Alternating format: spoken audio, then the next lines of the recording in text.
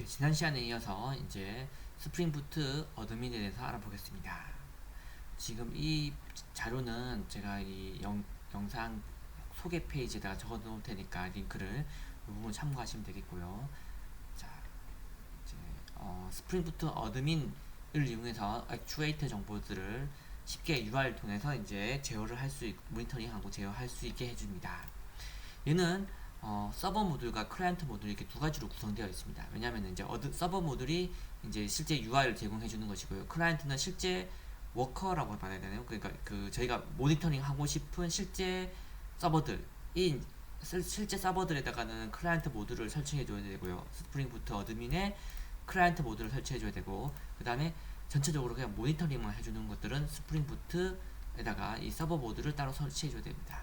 자, 그래서 이거 테스트 하려면은 무조건 스프링 부트가 두 개가 필요한데, 하나는 서버가 이 스프링 부트 어드민에 서버 모듈이 깔려 있는 스프링 부트 하나, 그리고 스프링 부트 어드민에 클라이언트 모듈이 깔려 있는 어떤 스프링 부트 하나, 이렇게 있어야 됩니다. 자, 먼저 그래서 이제 서버하고 클라이언트 따로따로 설정을 해야 되기 때문에 이렇게 서버 작업부터 먼저 알아보겠습니다. 자, 서버 작업은 중요한 건 이제 의존성이 뭐냐면은 이 웹하고, 왜냐면 웹페이지를 통해서 이제 보여주기 때문에 스프링부트 스타터 웹이 필요하고요. 그 다음에 스프링부트 어드민 스타터 서버, 여기 서버라고 되어 있어요. 이 부분은 넣어주면 됩니다.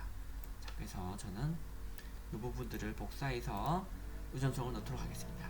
그리고 여기 보면은 현 시점에서 2.7.3이 제일 최신인데, 이거 쓰면 안 되고 2.5.1로 하니까 되더라고요. 이게 공식 가이드에는 지금 2.5.1로 되어 있는데 그걸로 하면 되고, 이제 2.7.3을 하니까 잘 안 되는데 그 이유는 모르겠습니다. 자, 어쨌든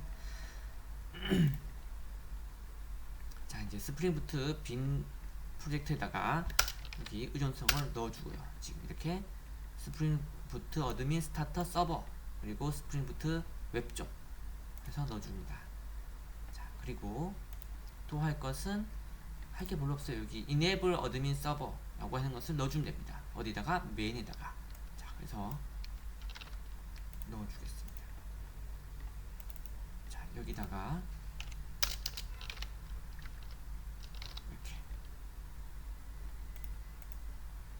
됐죠? 그리고 얘를 띄우면 되는데, 얘를 띄우면 디폴트로 8080으로 뜨잖아요. 근데 지금 제 하나의 PC에다가 이 서버 모드도 띄우고 클라이언트 모드도 띄우고 것이기 때문에 포트가 똑같으면 안 되겠죠. 그래서 이 야물에다가, 어플리케이션 야물에다가 서버의 포트에다가 9090이라고 이렇게 바꾸겠습니다. 자, 이거는 같은 서버, 같은 PC에서 띄우는 것 때문에 어쩔 수 없이 이렇게 바꾸는 것이고, 원래는 안 바꿔도 되겠죠. 자, 그 다음에 이제 실행하면 되겠습니다. 자, 저희가 한 게 없죠. 지금 보면은 그 의존성을 넣고, 그 다음에 이 enable admin server 이거 넣은 것밖에 없습니다. 자, 그런데도 잘 됩니다.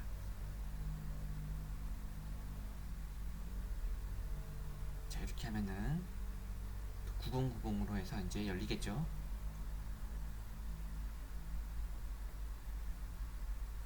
자, 9090으로 해서 이제 열렸고 되셨습니다. 자, 이제 실행을 해보겠습니다.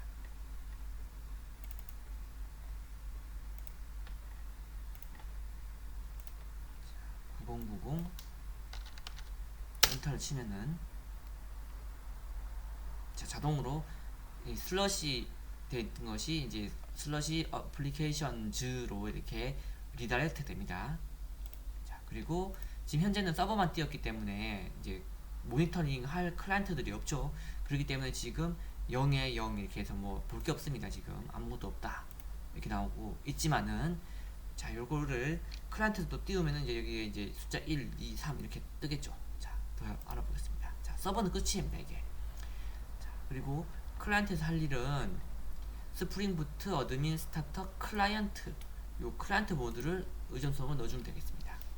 자, 이거 클라이언트는 아까 전에 만든 스프링 부트 액추에이터를 이용한 스프링 부트에다가 넣어주면 됩니다. 그래서 아까 전에 만든 거기다가 의존성을 추가하겠습니다. 자, 이렇게 해주고요. 그 다음에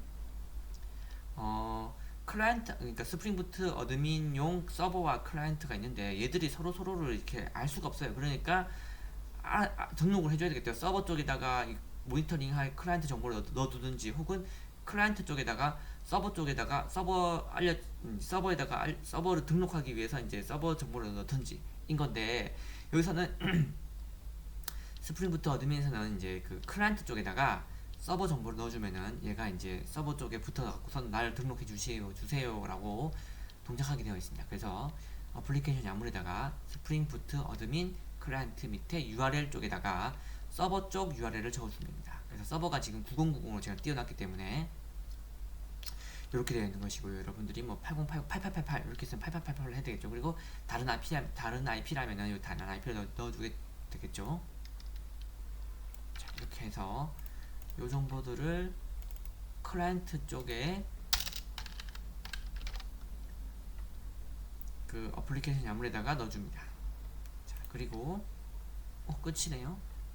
자, 이렇게 해주면은 이제 클라이언트에는 요 의존성을 넣어주고, 그 다음에 붙어야 될 서버 쪽 정보를 알려줬습니다. 그 다음에 스타트를 해보겠습니다.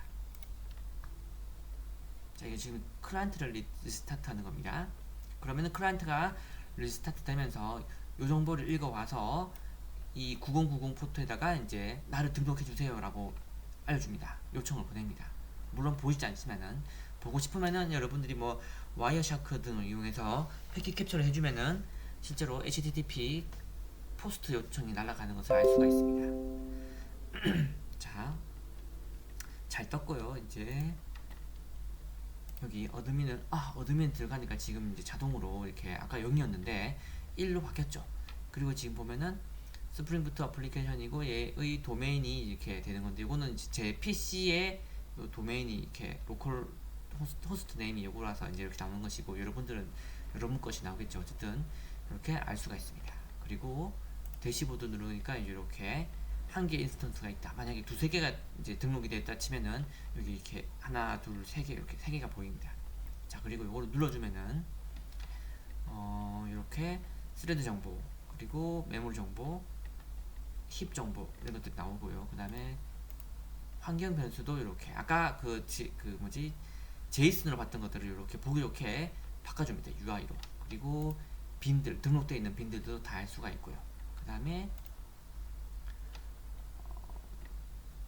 네, 그리고 스케줄 작업. 요거는 이제 골뱅이 스케줄드 맞나요? 그 같은 그 스케줄러를 등록해 놨으면은 요것들이 나오게 됩니다. 그리고 로고. 이게 되게 강력합니다. 지금 딱히 로그 설정을 안 했기 때문에 디폴트가 다 인포일 건데, 이렇게 디버그, 이렇게 트레이스, 에러, 원 이런 식으로 실시간으로 바뀌게 됩니다. 이렇게 해주면은, 그러면은 이게 클라이언트의 로깅 레벨이 이렇게 실시간으로 바뀌게 됩니다. 그리고 JVM에서는 스레드 덤프. 지금 이제 어떤 스레드들이 있고, 지금 요 초록색이 이제 지금 러닝 중이다. 초록색. 요 주황색이 웨이트 중이다. 이 뜻이거든요. 그래서 이제 여기서 힙덤 스레드 덤프를 눌러주면은 스레드 덤프 돼서 나오고요. 이렇게 눌러보면은 이렇게 스레드 덤프 된 것들이 이렇게 나오게 됩니다. 자, 그리고 힙덤프도 할 수 있어요. 힙덤프도 누르니까 힙덤프 되겠죠.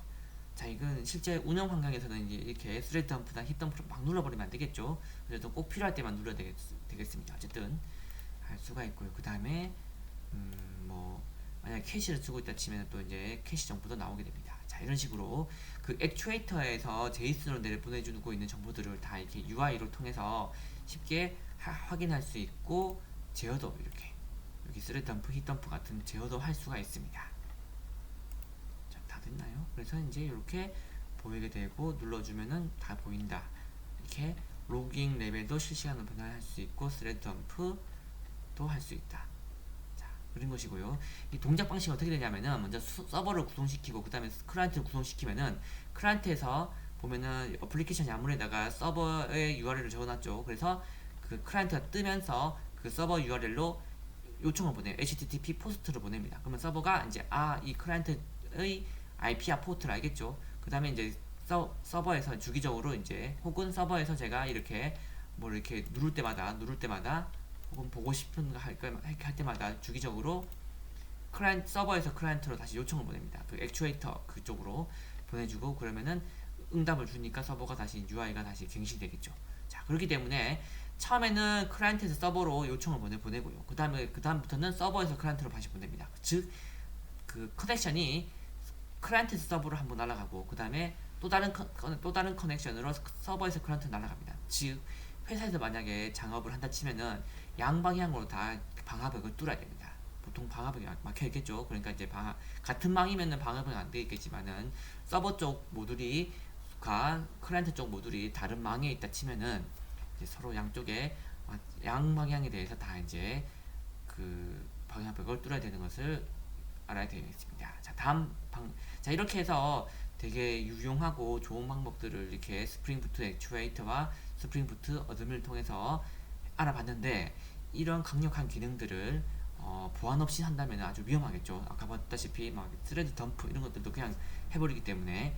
그래서 이제 스프링 시큐리티를 이용해서 아이디 패스워드를 넣어가지고서 이제 요거를 이제 방어해주는 것들을 다음 영상에서 알아보겠습니다.